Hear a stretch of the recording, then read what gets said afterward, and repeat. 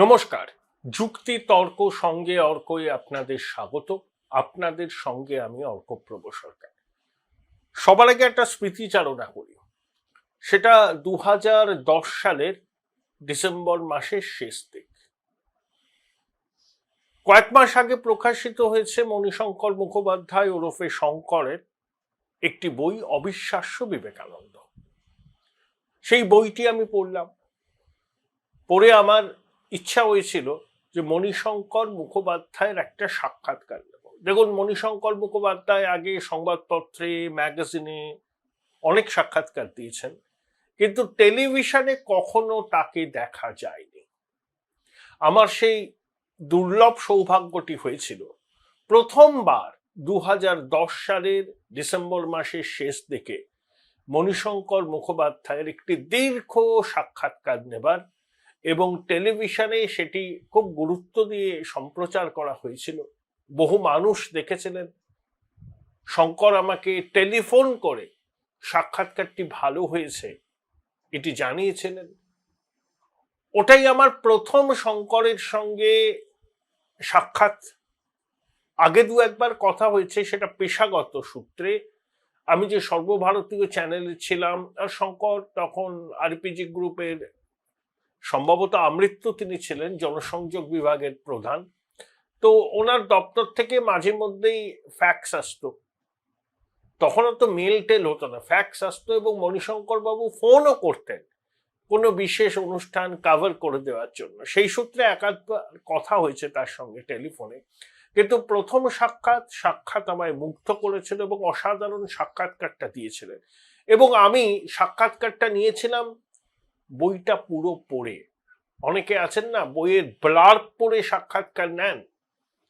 তো আমি এইটুকু অন্তত মেনে চলার চেষ্টা করি, সাক্ষাৎকার যদি কারো নিতে হয় তার সম্পর্কে জেনে নিয়ে, আর তিনি যদি লেখক হন আর যে বিষয় নিয়ে তার সাক্ষাৎকার নিচ্ছে, ধরুন সাম্প্রতিক বই, সেটি আমি পড়ে নিয়ে সাক্ষাৎকার নিই। মণিশঙ্কর মুখোপাধ্যায়ের প্রয়াণ বাংলার সংস্কৃতি এবং সাহিত্য জগতের এক অপূরণীয় ক্ষতি। আপনাদের আবার কৃতজ্ঞতা জানাই, ধন্যবাদ জানাই আমার চ্যানেলটি সাবস্ক্রাইব করার জন্য। থ্যাঙ্কস বাটনে ক্লিক করলেই আমার এই ছোট্ট উদ্যোগকে আপনারা আর্থিক সহায়তা করতে পারবেন। দেখুন, 20 ফেব্রুয়ারি দেশের সর্বোচ্চ আদালতে কি হলো সেটা আপনারা সবাই চিনে গেছেন। এটা নিয়ে আমি আর কোনো চর্বিত চর্বণ করতে চাই না। আমি বলতে চাইছি এর পরে কি হতে চলেছে, হোয়াট নেক্সট। তবে সর্বশেষ পরিসংখ্যানটা দিই আপনাদের। এখনো পর্যন্ত 69 লক্ষ নাম পাকাপাকিভাবে বাতিল হওয়ার পথে। তার মধ্যে 58 লক্ষ তো প্রথমেই হয়েছিল মৃত, ডুপ্লিকেট, স্থানান্তরিত, খুঁজে পাওয়া যায়নি।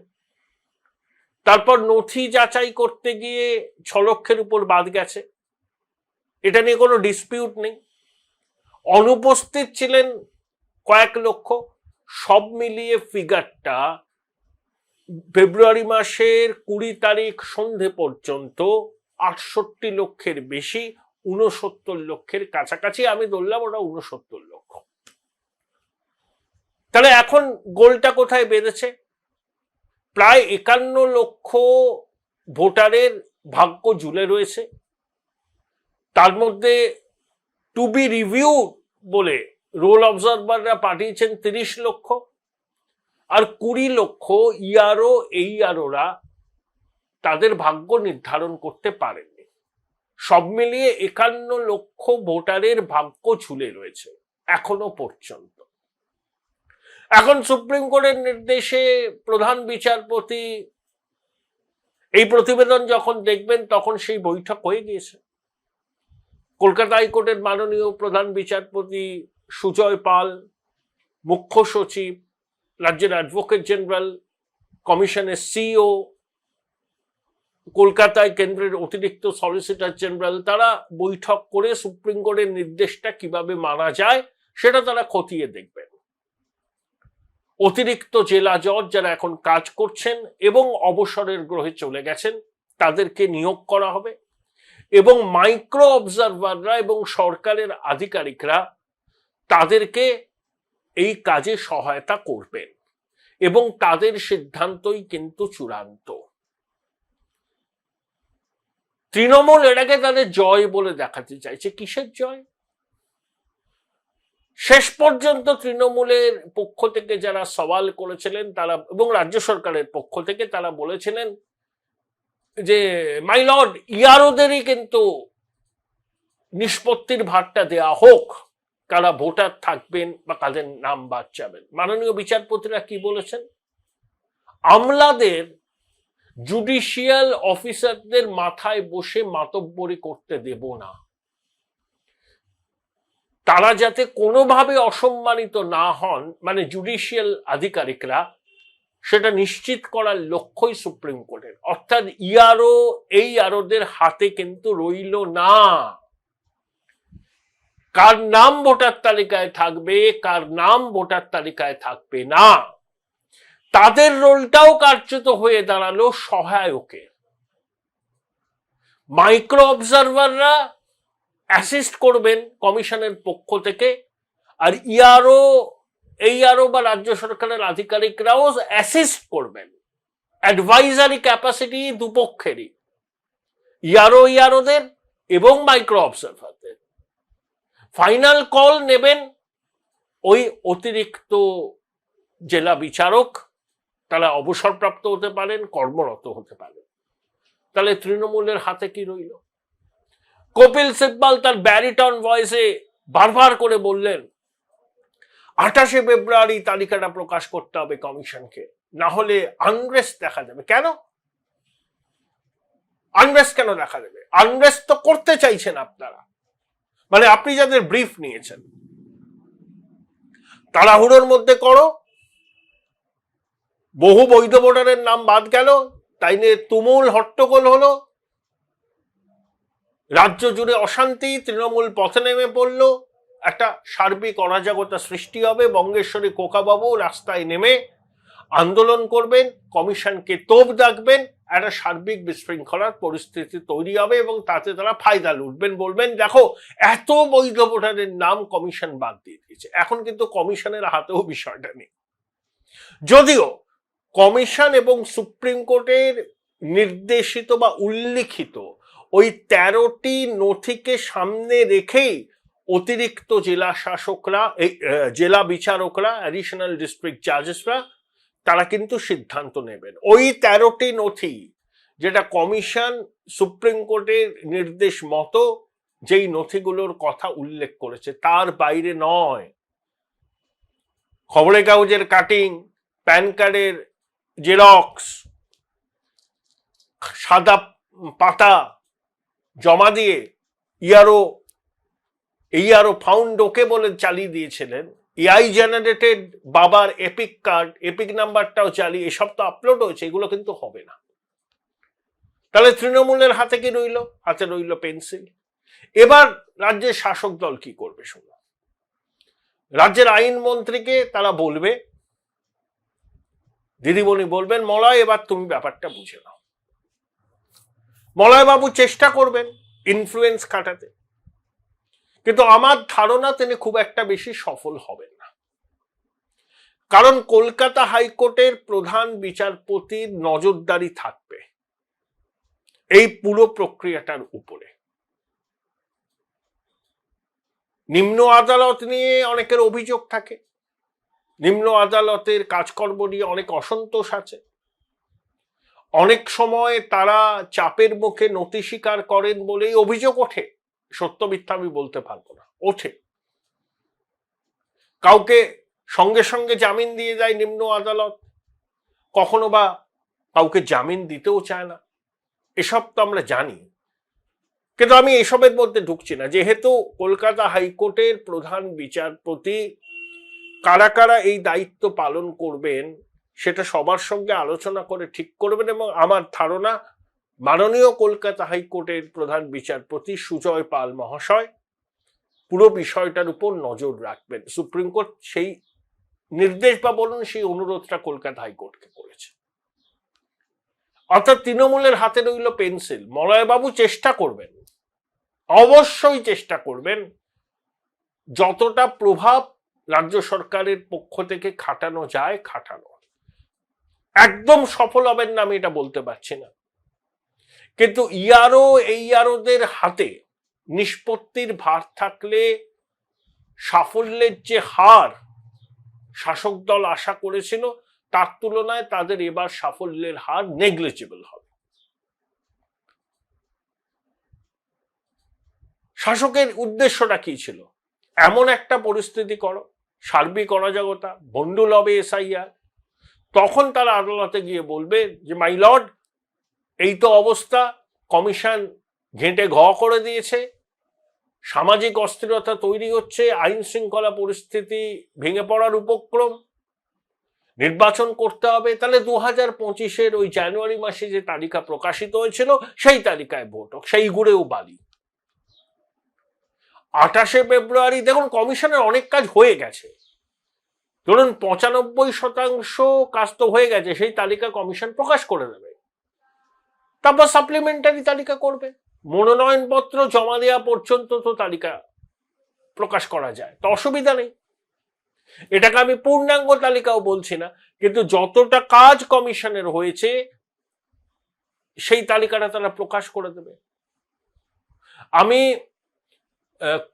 ফেব্রুয়ারি মাসের 20 তারিখে সন্ধ্যে 6টায় একটা প্রতিবেদন করেছিলাম, জল ক্রমশ গোলা হচ্ছে। যখন প্রতিবেদন আমি রেকর্ড করি তখন সুপ্রিম কোর্টের ভার্ডিক্ট আসেনি। আমি কিন্তু বলেছিলাম যে 28 তারিখ কিন্তু কোনো অবস্থাতেই পূর্ণাঙ্গ তালিকা প্রকাশ হবে না, সেটাই হয়েছে। 28 তারিখে যে তালিকাটা প্রকাশ হবে সেটা কিন্তু অসম্পূর্ণ তালিকা। ধরুন 95% কাজ হয়েছে, সেই 95%-এর নাম প্রকাশ হবে, কিন্তু বাকি 5%-এর নাম তো হচ্ছে না, সেগুলো সাপ্লিমেন্টারি তালিকাতে প্রকাশ হবে। অর্থাৎ সেটাকে পূর্ণাঙ্গ তালিকা বলা যায় না।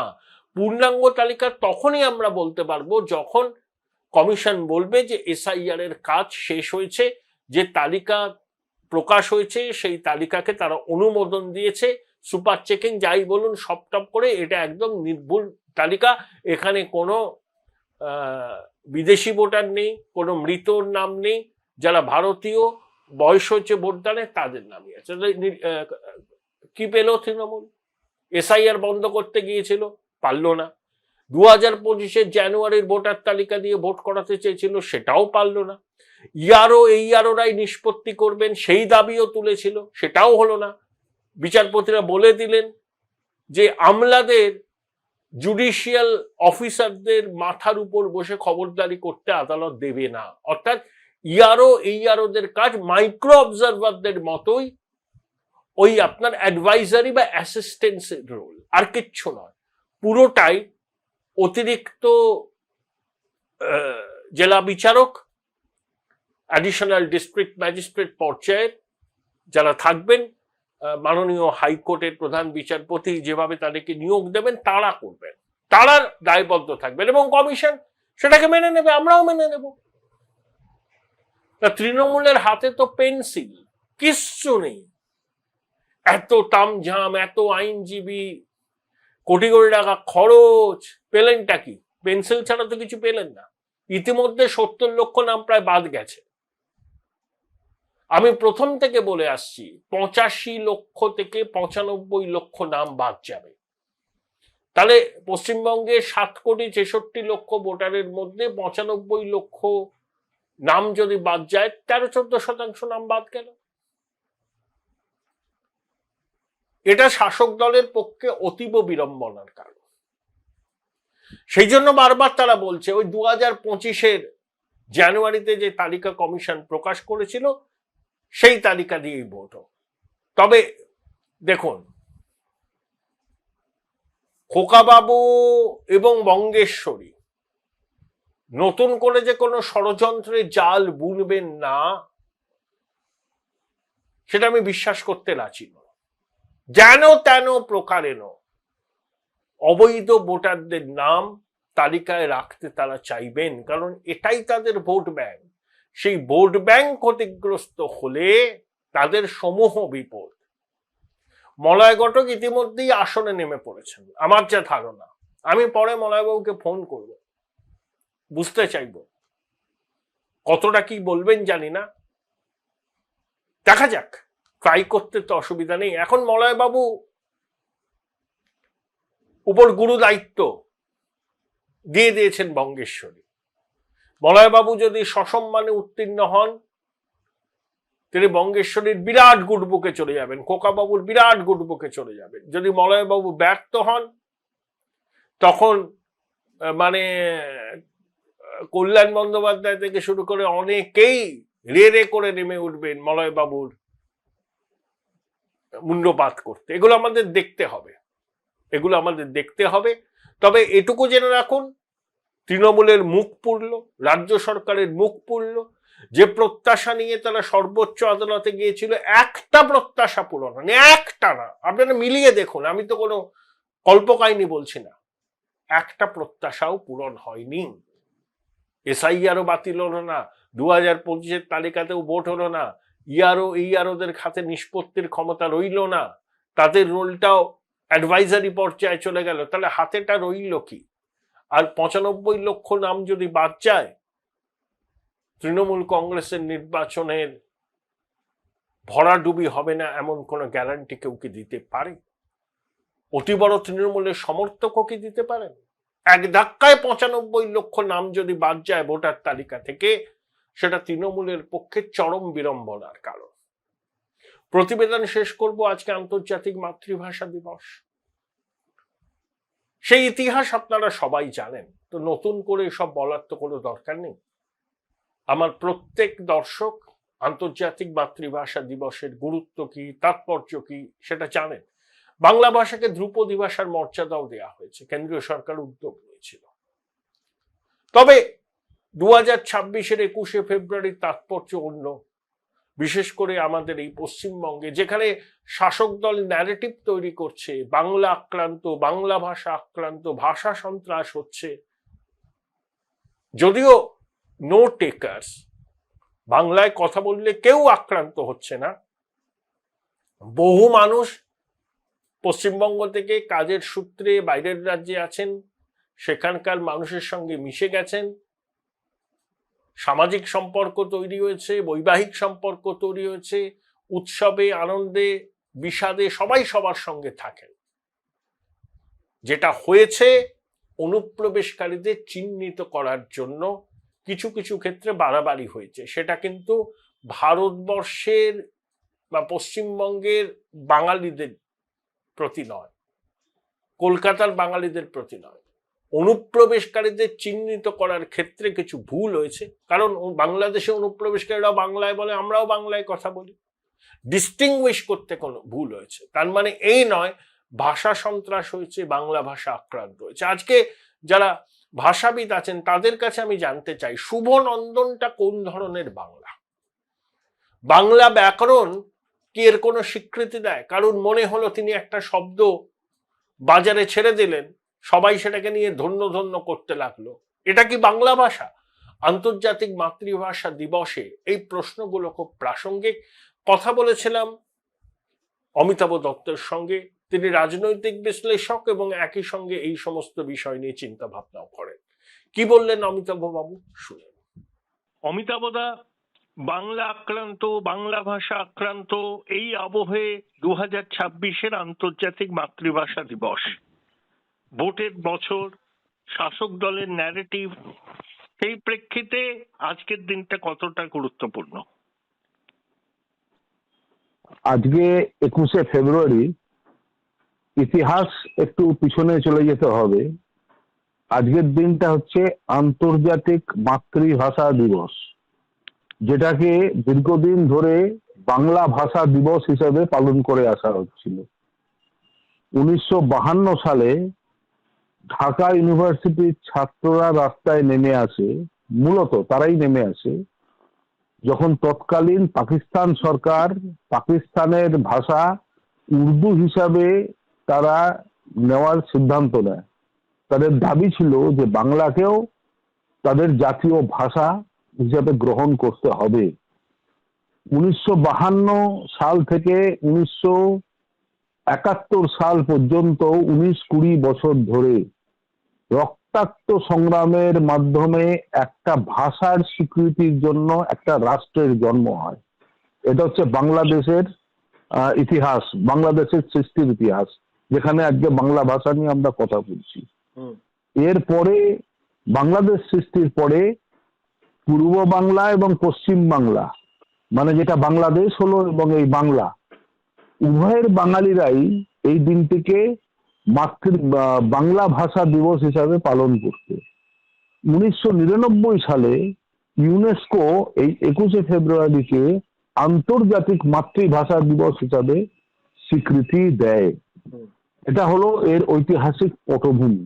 হুম, আজকের দিনে দাঁড়িয়ে বাংলা ভাষা সম্পর্কে যখন আলোচনা করতে হয়, তখন এই অধুনা বাংলাদেশের যে নির্বাচন হলো, সেই নির্বাচনের পরিপ্রেক্ষিতে ওখানকারই একজন রাজনৈতিক বিশ্লেষক তিনি বলছিলেন যে আমাদের দুটো সত্তা, একটা বাংলাদেশি সত্তা, একটা বাঙালি সত্তা। এই বাঙালি সত্তায় পশ্চিমবাংলা এবং পূর্ববঙ্গের মানুষ এক। এই বাঙালি সত্তাটা যদি দেখেন, হুম, আমাদের যত মিল বাংলাদেশের লোকের সাথে, ততটাই অমিল ভারতবর্ষের বিভিন্ন রাজ্যের সাথে, আবার ভারতবর্ষের বিভিন্ন রাজ্যের সাথে মিল হচ্ছে ভারতীয়ত্ব নিয়ে। হুম, আজকে বাংলা ভাষা পূর্ববঙ্গের মানুষ অথবা বাংলাদেশের মানুষ তারা আঁকড়ে ধরে একটা রাষ্ট্র গঠন করেছে। পশ্চিমবাংলার বাঙালি যারা বাংলা ভাষী, তারা যদি এই বাংলা ভাষা মাতৃভাষা যদি তারা উদ্ভাবন না করতে পারে এবং ভারতবর্ষের মানুষ যদি এই জাতিসত্তাকে স্বীকৃতি না দেয়, তাহলে আমি মনে করি বাংলা ভাষা এবং বাঙালি জাতি ভারতবর্ষে আগামী দিনে অস্তিত্বের সংকটে পড়বে। এটা খুব নির্দিষ্ট। হুম, দ্বিতীয় ব্যাপার হচ্ছে, পৃথিবীর বুকে কোনো ইতিহাস নেই যেটা ভাষার উপর ভিত্তি করে একটা দেশ তৈরি হয়েছে, ভাষার উপরে, ভাষার আন্দোলনের উপর ভিত্তি করে। ইংরেজি ভাষা পৃথিবীর বহু দেশের ভাষা, গ্রেট ব্রিটেনের ভাষা, আমেরিকার ভাষা, কানাডার ভাষা, Australia, New Zealand, known countries, Spanish, স্পেনের ভাষা ইত্যাদি ইত্যাদি। সেটা আবার আর্জেন্টিনারও ভাষা, ব্রাজিলের ভাষা, কলম্বিয়ার ভাষা ইত্যাদি, এগুলো চলেছে। আবার যদি আপনি দেখেন, চীনের 140 কোটি জনসংখ্যা, তাদের একটা ভাষা মান্ডারিন ভাষা। ভারতবর্ষে বিভিন্ন ভাষার মানুষ, তারা তাদের ভাষার অস্তিত্ব নিয়ে, মর্যাদা নিয়ে তারা বাঁচবে। আজকে বাংলাভাষী মানুষের কাছে এটা একটা বিপর্যয় বলে আমি মনে করি, চ্যালেঞ্জ, যে আমি ভারতের কোনো জায়গায় যদি বাংলায় কথা বলি, তাহলে আমাকে বাংলাদেশী হিসাবে চিহ্নিত করা হবে। আমাদের এই জাতিসত্তাটা, আরেকটা কথা বলে দেওয়া খুব জরুরি। আমি আমার দীর্ঘ অভিজ্ঞতায় আমি দেখেছি, যখন আমি প্রথম ছাত্র ছিলাম, পশ্চিমবাংলার বাইরে পড়াশোনা করতে গেছিলাম, আমি গিয়ে দেখলাম বিহারি বলে কোনো জাতি নেই, ইউপি বলেও কোনো জাতি নেই, মধ্যপ্রদেশের কোনো জাতি নেই, এমনকি মারাঠি জাতি নেই যারা মারাঠি অস্মিতার কথা বলে। আমি মহারাষ্ট্রে ছিলাম, হুম, সেখানে দলিত আছে, সেখানে ব্রাহ্মণ আছে, সেখানে ভূমিয়ার আছে, সেখানে কায়স্থ আছে। কিন্তু বাংলা, আমরা চিরকাল বাঙালি, কিন্তু আমরা জাতপাত ধর্মের মধ্যে আমরা আবদ্ধ থাকিনি। আজকে বাঙালিত্বটা কিন্তু ভারতীয়ত্ব, কিন্তু ভারতীয়ত্বটা কিন্তু বাঙালিত্ব নয়। এই জায়গায় সেটা ক্ল্যাশ করে যাচ্ছে। সুভাষচন্দ্র বোস বাঙালি নেতা ছিলেন না, তিনি সারা পৃথিবীর স্বাধীনতাকামী মানুষের নেতা ছিলেন। রবীন্দ্রনাথ ঠাকুর বাংলায় কবিতা লিখে গেছেন, গান লিখে গেছেন, কাব্য রচনা করে গেছেন, তিনি কিন্তু বাঙালি কবি নন, তিনি বিশ্বকবি। আবার বিবেকানন্দ বাঙালি সন্ন্যাসী নন, তিনি কিন্তু ভারত সন্ন্যাসী। তাহলে বাঙালির ব্যক্তিটা ভারত, কিন্তু ভারতের ব্যক্তি যদি বাংলায় এসে থমকে যায়, তাহলে বাঙালি জাতি কিন্তু ভারতের বুকে অস্তিত্বের সংকটে থাকবে। আর যদি বাংলা ভাষা টিকে থাকে, তাহলে যারা সংগ্রাম করে এসছে তারাই সংগ্রাম করে টিকিয়ে রাখবে। Thank you Amitabh da. Join Indian Institute of Hotel Management now. Right choice, right decision.